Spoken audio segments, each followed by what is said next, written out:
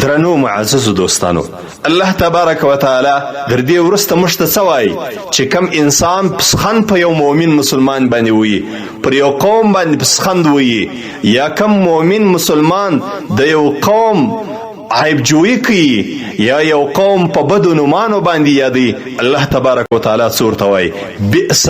اسم الفسوق بعد الایمان. بد دی دا درې سره نومان، دا درې سره عمله چې انسان یې کوي، که هغه پسخند وهل دی، سپک بلل دی د یو قوم یا د یو خاص قسم سړي یا د خاص قسم ښځو،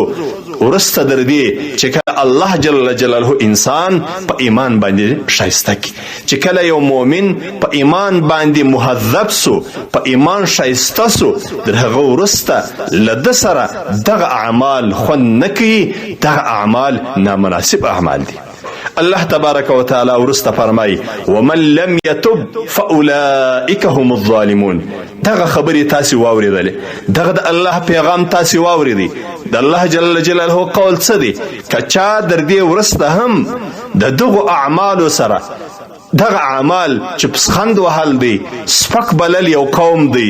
یا عیب جویی ده، د خلکو عیبونه پلټل دي، یا په بدو نومانو په بیکارو او سپکو نومانو باندې خلک یادول دي، که یو څوک در ایمان ورسته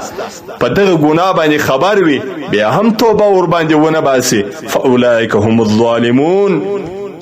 الله جل جلاله فرمای دغه کسان هم دغه دوی ظالمان دي، پر ځانو ظلم کړی دي، پر خپلو ځانو باندې ظلم وکړي.